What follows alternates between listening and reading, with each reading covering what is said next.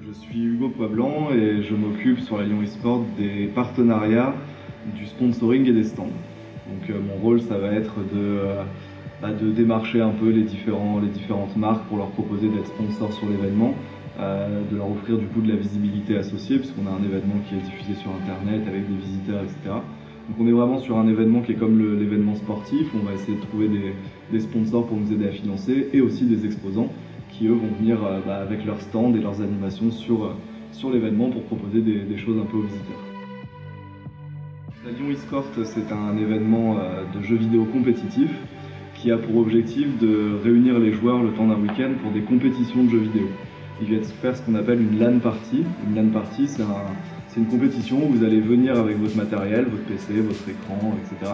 Et vous allez jouer tout le week-end pour essayer d'aller le plus loin possible dans des tournois qui sont organisés. Donc ça, c'est vraiment le cœur de l'événement. Et vu que l'événement a bien grandi maintenant, on a la possibilité de suivre les meilleurs matchs sur une scène avec des commentateurs professionnels. Le tout est diffusé sur Internet. Et on a aussi toute une partie salon, donc avec les exposants, les animations, qui permet aux visiteurs de venir voir du jeu vidéo, de venir voir des joueurs professionnels de jeux vidéo, mais aussi de jouer, parce qu'on s'est rendu compte que certains étaient un petit peu frustrés, on va dire, de se dire c'est cool, je vois du jeu vidéo, mais moi j'aimerais y participer aussi, quoi. C'est la troisième année consécutive.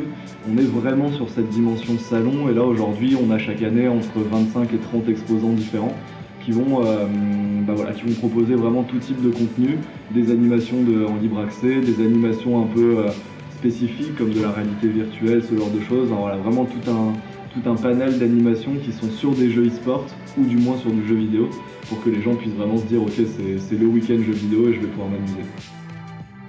Donc au niveau des exposants, on va avoir effectivement plusieurs types. On a déjà les stands des marques, des exposants, qui elles en fait font un peu le tour des salons gaming tout au long de l'année, puisque leur objectif c'est de permettre aux visiteurs de tester leurs produits, de tester les nouveaux jeux qui sortent ou ce genre de choses. Donc on va avoir soit des stands de marques, soit des stands d'éditeurs directement. Et on peut citer par exemple le stand Runeterra avec Omen. Runeterra, c'est le jeu de cartes de League of Legends. C'est le nouveau jeu qui est sorti très récemment. Et du coup, il est en collaboration avec la marque Omen qui fait les PC, les écrans, etc. Et ça permet en fait de faire un stand complet. Et du coup, ce stand est animé par Lyon eSport. Donc au final, on a un stand, on a un exemple de stand assez parfait pour faire la promotion d'un jeu, tout en faisant la promotion de certains produits, et en plus animé avec du staff de Lyon eSport, donc pour que les visiteurs aient vraiment un stand assez sympa. Il y en a d'autres aussi dans ce type-là. Il y a par exemple le SL qui propose aussi de tester des jeux, etc. On va avoir des stands qui sont plutôt des entreprises locales, et c'est surtout vrai par exemple pour les écoles comme Gaming Campus ou XP School, etc. C'est des écoles qui sont spécialisées dans le jeu vidéo et qui ont tout intérêt en fait à venir présenter un peu ce qu'ils font tout au long de l'année, leur formation et tout ça. Donc eux, ils ont plusieurs approches. Certains proposent aussi du jeu en libre accès pour attirer les visiteurs et leur parler. D'autres sont plutôt là dans une logique de juste parler, un peu comme sur un salon d'étudiants pour parler un peu de ce qu'ils font, etc. Mais en tout cas, ils essayent toujours d'avoir une petite animation pour faire venir les gens et ensuite parler de ce qu'ils font. C'est le cas par exemple des Nec Deus qui sont là depuis... ils sont quasiment aussi vieux que la Lyon eSport, voire plus vieux encore. Mais ils ont toujours un petit stand d'animation pour eux. On a aussi une association qui fait du rétro gaming qui va être là. On a des stands aussi que nous on propose. Notre équipe animation a proposé un stand Trackmania par exemple pour que les gens puissent venir jouer, etc. Donc ça c'est toujours dans l'idée de permettre aux visiteurs d'essayer des nouveaux jeux, d'essayer des nouvelles technologies comme de la réalité virtuelle, ce genre de choses. Je sais qu'il y aura du Beat Saber sur un stand, ça c'est cool.